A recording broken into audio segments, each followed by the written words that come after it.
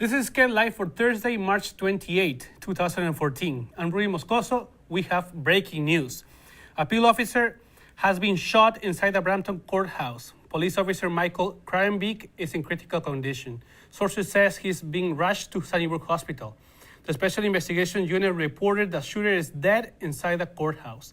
Emergency Task Force officers and the province's Special Investigation Unit are on the scene.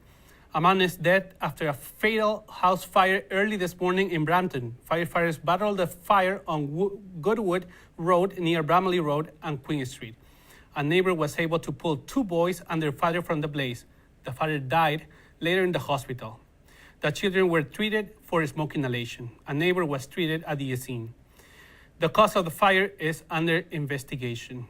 Ontario Premier Kathleen Wynne is strongly denying allegations by Tory leader Tim Hudak, who said she had any involvement with the alleged wiping off government laptops. The OPP alleged former Liberal Premier Dalton McGuinty's chief of staff, David Livingston, had someone wipe 24 computers in the aftermath of the $1 billion gas plant cancellation.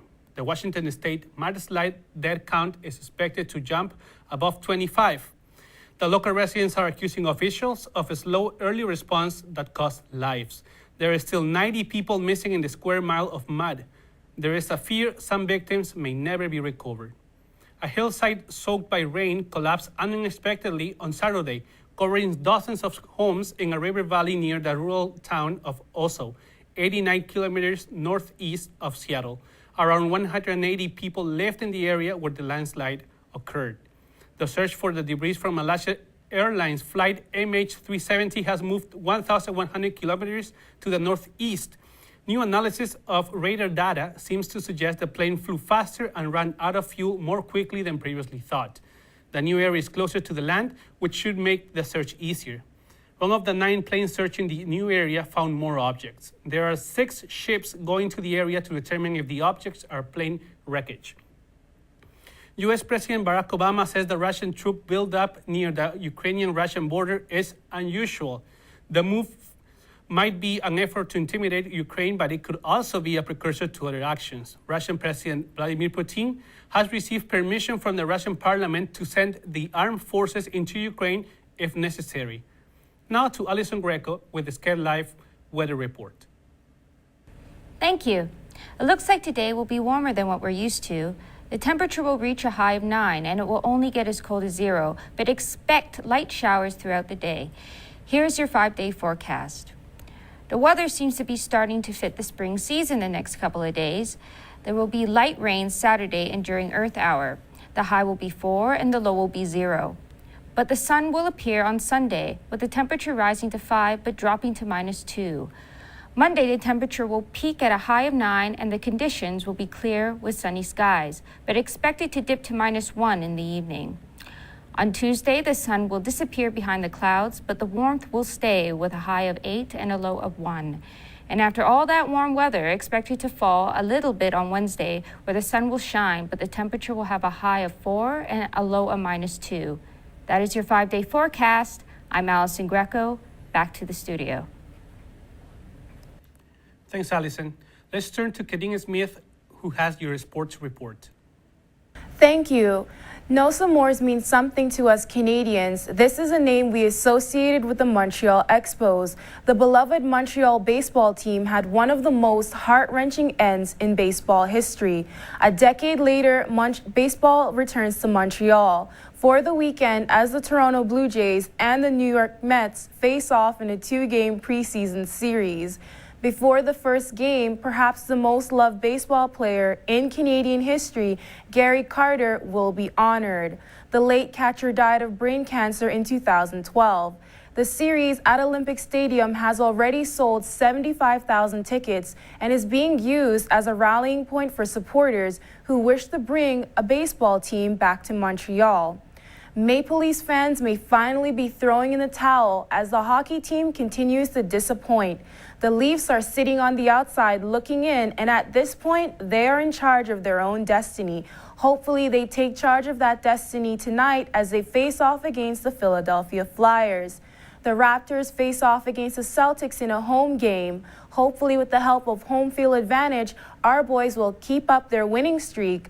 Last night, Wednesday night, the Raps won big for the first time in Boston after 12 games. On the heels of midfielder Jackson Goncalves' one-game suspension, Toronto FC is heading to Utah this weekend to face off against Real Salt Lake. March Madness continues as things heat up in the NCAA. Last night, Stanford lost 82-72 to Dayton in a battle of the underdogs game. Dayton moves on to make the tournament's Elite Eight for the first time since 1984. Dayton looks to play the winner of the UCLA-Florida game on Saturday.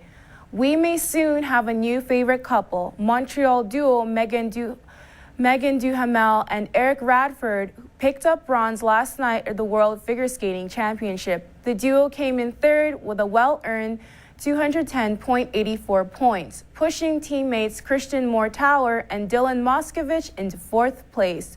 Mao Asada of Japan set a new world record and finished first in the women's short program. Milos Raonic fought hard in his quarterfinal match against top seed Rafael Nadal, but lost. The Thornhill, Ontario native took the first set 4-6. Nadal battled back and won the second set 6-2. He also took the third set 6-4. The match lasted 2 hours and 34 minutes. This has been your Sports Roundup for the day. I'm Kadeen Smith. Back to the studio. Thanks, Kadeen. With today's entertainment news, here's Nabila Kashimi. Thank you. Here's what's happening on the entertainment scene this weekend. Annual Junior Awards are Sunday in Winnipeg. For Artist of the Year are Celine Dion, Drake, Michael Bublé, Robin Thicke, and Serena Ryder.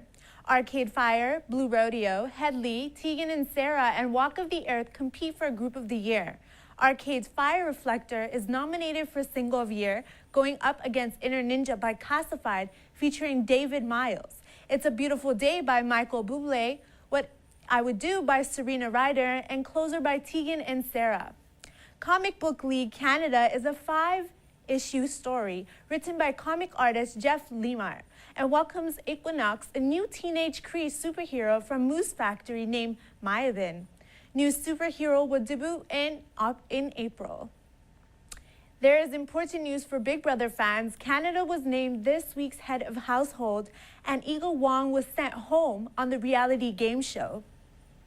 Let's look at what is happening around Toronto this weekend.